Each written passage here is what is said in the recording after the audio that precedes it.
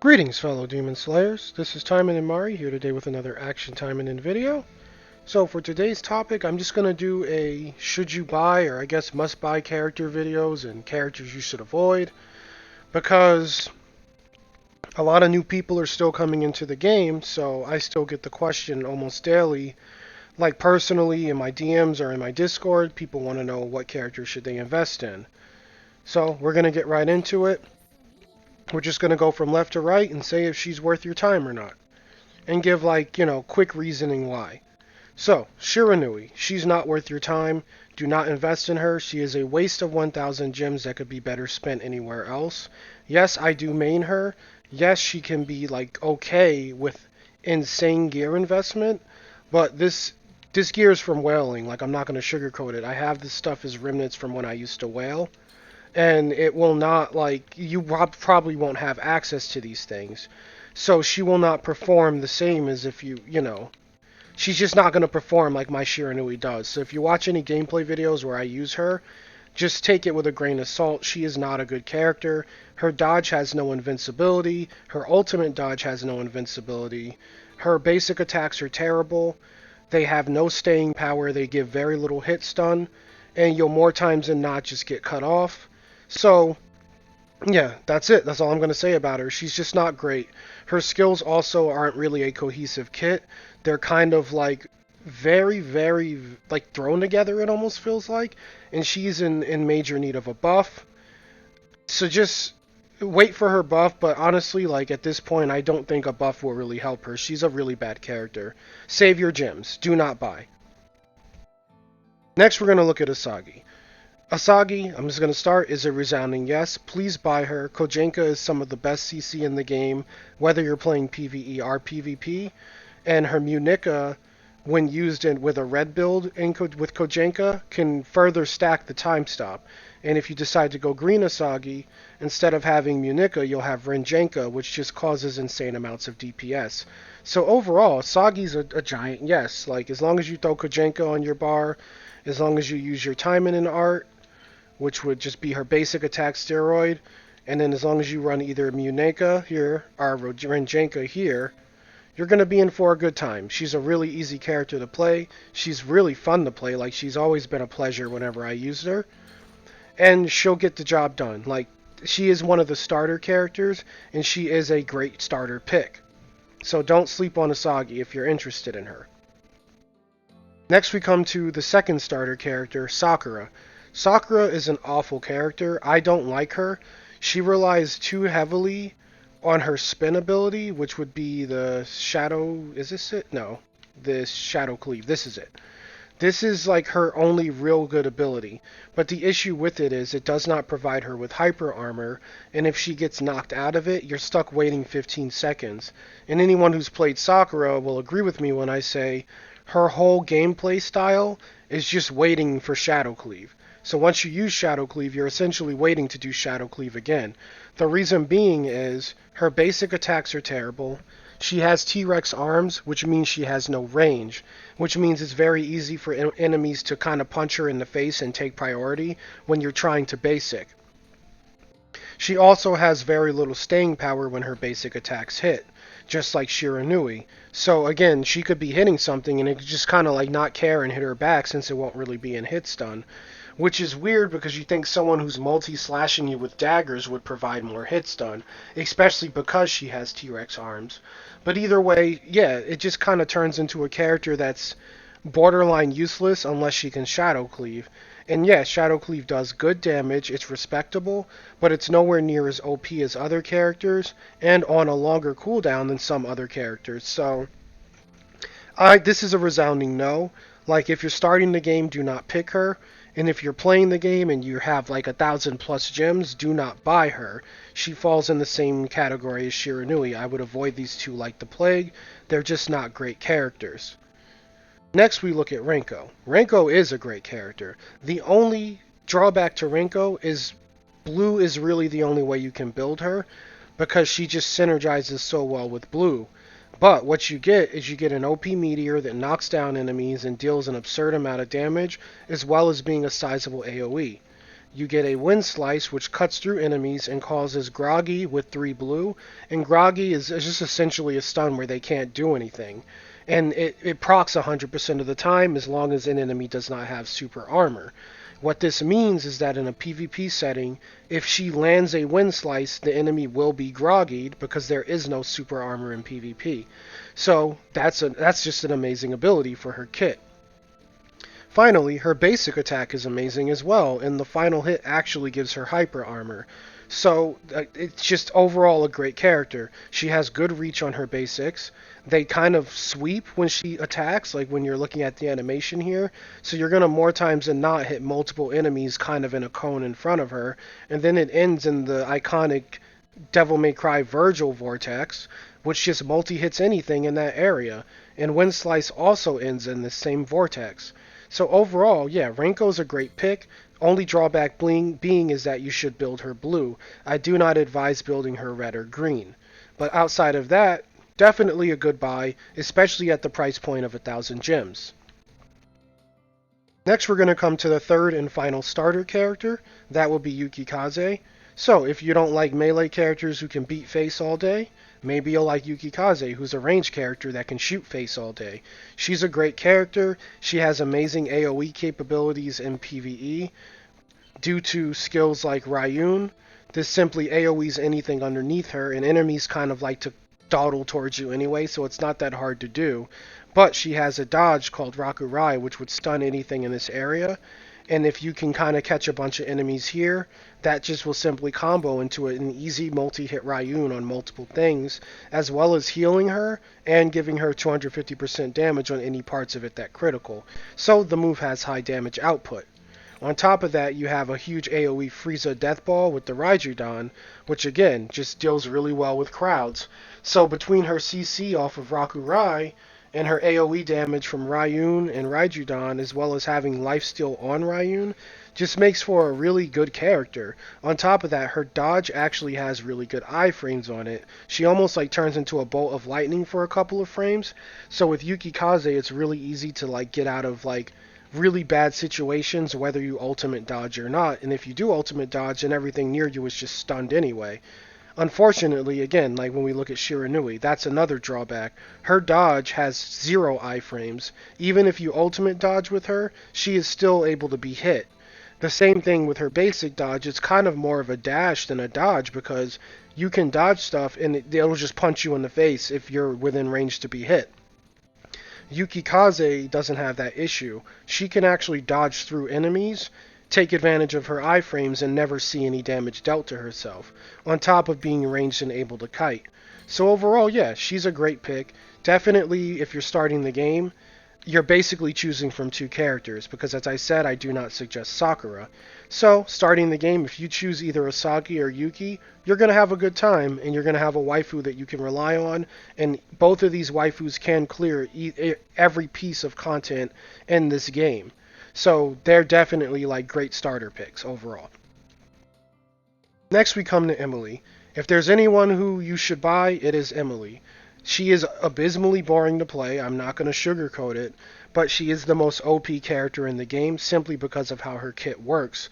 She can auto attack, so we'll start with that. If you get her zero system ability going, then yeah, she'll basically auto attack forever. If you put her in missions, she'll actually walk to the next objective too. So when you get a decently geared Emily, you don't even have to play the game, she'll do it for you. Obviously it doesn't work in really hard mission like event hard modes and time attacks, but if you're just looking to get like an easy and normal story done and you don't want to play, send Emily out there. If you're looking to get dailies done, send Emily out there. And yes, she can autoplay hard mode dailies. I have done it before. So overall, this is the lazy man's character. On top of that, she is insanely broken in PvP. She is probably the top pick for just all around everything. Not probably, she definitely is. I don't even know why I said probably. So if you're starting the game and you're looking to get a second character past your starter, and you want to kind of just take advantage of the game overall, get Emily. She's an OP pick for 1,200 gems. It's well worth it, and she will basically carry you. You don't even need decent damage for her to start getting OP. She's kind of just, it's just the way she is. and she can also be played with any color supporters. Like, it doesn't matter. She's just, her kit is amazing overall. So that's Emily in a nutshell. She's broken. Next, we come to Murasaki. I say yes. I don't know if people will agree with me, but I've seen enough of Arcs Murasaki to know that she is a resounding buy. Her tentacle anchor is amazing for CCing things in both PvP and PvE, and her hyper armor is just, it's such a nice boon. No other character can hyper armor quite like Murasaki. She can take hits all day, knock things around, knock them over, stun them, and just kind of keep on ticking. On top of that, she's hell to kill, especially if you give her any sort of sustainability. So overall, yeah, she's a must buy. I definitely buy her. The only drawback is that she's a bit slow, but her hyper armor fixes that because she's still going to get her abilities out, whether she's slow or not, because she's going to tank whatever's hitting her. Unlike Murasaki, unlike Shiranui, who is very slow and has zero hyper armor, so she'll just get cut off all day, where Murasaki will not. So, moving on from good old Yatsu, next we have Sue. Sue was in a weird place when she came out. She was a bit underpowered. I think her buffs for the most part have fixed her, but I do think she's a little bit gear dependent. I'm not going to sugarcoat it. But she is not in a void. She's not in like the tier of a void. You can buy Sue and she'll do fine. I just shy away from PvP with her. I don't think she's really great there, at least from what I hear. But as far as PvE, she gets the job done, and that's all you can really ask, like, sometimes. And that's fine. Like, if a character gets the job done, they're fine. I'm not gonna, like, say, like, don't buy a character if they're not good in a game mode. She's good overall, like, if you're gonna take her into player versus enemy. The reason being is, she now has way more, like, access to super armor, which makes knocking her around way more difficult than it was before her buff. On top of that, she now can dodge and actually continue her attack string, which makes finishing her combo possible, and it just opens up way more doors for her. She does kind of come off as a glass cannon from what I hear, but that's fine because glass cannons exist in every game. You kind of just want to avoid getting hit with her, and overall, she'll take care of you. And I have seen people send screenshots of clearing hard events with Sue, so she's definitely a viable character, and she's definitely a cut above someone like Sakura and someone like Shiranui. So I'd say, yeah, if you want Sue, buy her. Just understand she's not OP like Emily. Next we come to Koronai. Koronai is OP like Emily. So if you're interested in someone who's like a melee type as opposed to a range type, who is more fun to play and has really, really high critical rate because of her special critical steroid, pick up Koronai. You won't be disappointed. In fact, if you buy Emily and Koronai, guess what? You have basically the formula for a meta PvP team, because most everyone in the top 100 on both servers only run Emily and they only run Koronai, and then they just splash in either Murasaki, Yuki, Renko, or Asagi. And that's like it. Like, you choose between those four for the third character, but your first two will always be Emily and Koronai, meaning both are resoundingly OP, and both are must-haves if you're looking to push high ranking in arena. They're just like the characters that you're going to go to for that, because they make it infinitely easier and save you a lot of frustration. And of course, she is good without gear, and as you gear her, she just gets infinitely more OP, the same as Emily. Next, we look at Obero. Obero's a decent character. I don't have anything against her. The only thing is she seems more geared towards single target. So if they were to ever add a boss rush mode, I'd say Obero would probably be almost top tier for that, because she would just shred through the single target boss if there's no enemies in the way of her doing what she wants to do. Outside of that, she does still do good with wave enemies. She does have an AoE spin, and because she can single target well, even if you're fighting a wave of enemies, she'll just pick things off one by one really quickly, which is kind of her perk. Because of that, she is okay in arena. She isn't OP, but she's just kind of okay. Like, she'll get her job done. The only reason that I say she's okay is because she does have a groggy, just like Renko, but for some reason, her groggy does not proc 100% of the time like Renko's. So I don't know what the reasoning is behind that, since the skill just says she groggies them on hit. It should be 100%. I don't know if they need to fix it, if it's an error, or if it's deliberately not 100%. But if it was 100%, it would put her on the map because it would just make it easier for her to, spoiler alert, single target them down, because that's what she likes to do.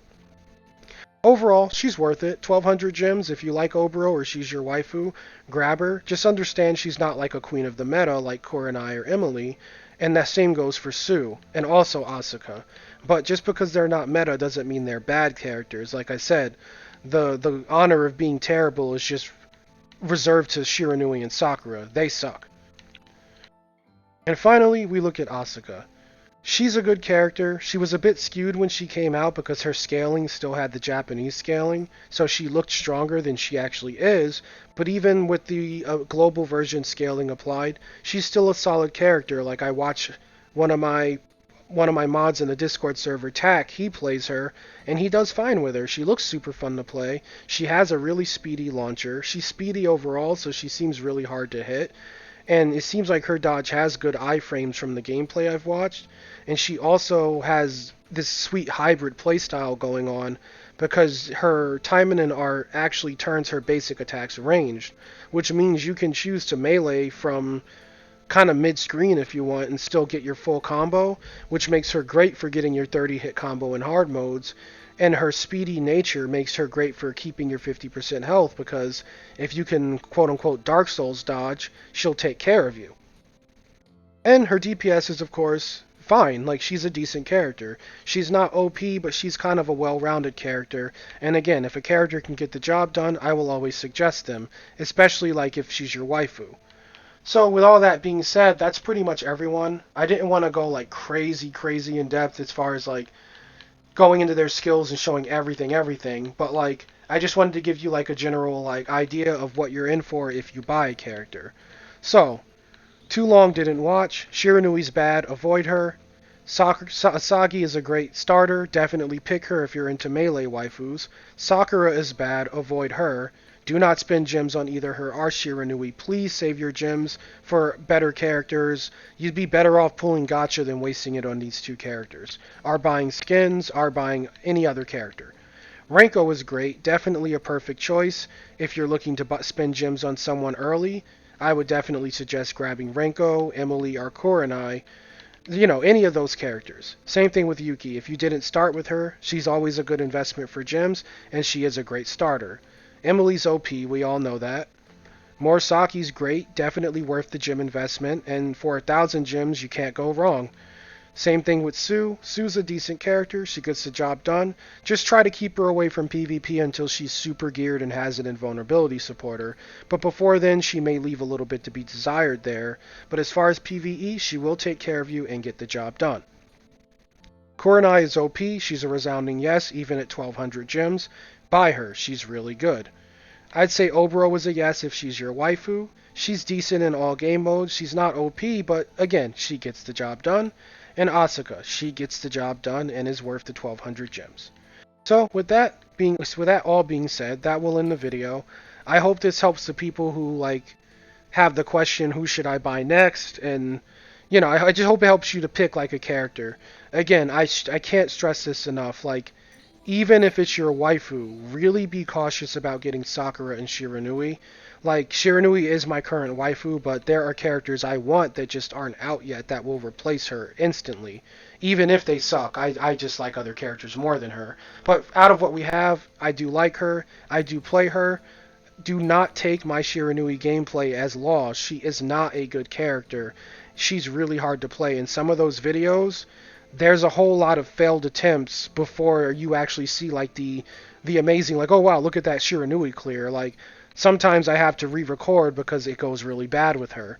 So just keep in mind, she's not a good character. If you want to get her and you ignore my advice, just be aware of what you're getting. You're going to have to really work at her to make her good, and she takes a lot of investment and a lot of gacha gear to actually do decent, just decent, whereas a character like Emily can work really good with anything and does above average to excelling no matter what you give her. And it's the same thing with Sakura. Like, just make sure you know what you're in for. She's okay. She's not great. She's not even really that good. Her spin's going to make her seem good. But when you start playing hard mode content, you're going to realize that that spin has no hyper armor, and you're going to be waiting for that cooldown more times than not because her spin isn't powerful enough to just one-shot things on hard mode. Whereas if you play someone like Renko, her meteor will one-shot. If you play Emily, her axe will one-shot. Raijudan on Yuki will one-shot. Asagi doesn't need to one-shot because her basic attacks actually have real hit stun, and she'll shred them like that. Murasaki smacks things for an absurd amount of damage with her basics. So, and she has hyper armor, so you don't need to one-shot because she'll get the job done with basics. And it's just things like that that Sakura just can't do. So, if you really like spinning and you want to just rely on a spin, yeah, get Sakura, but just realize that you're going to be running in circles for 15 seconds until your spin's off cooldown. So that'll end the video. If you guys found it helpful or informative, please like and subscribe, as it really does help me out. From there, you boys and gals go ahead and take care. You have a great rest of your day. Have good luck in your gotchas and in the arena, and I'll catch you tomorrow with another video. Bye-bye.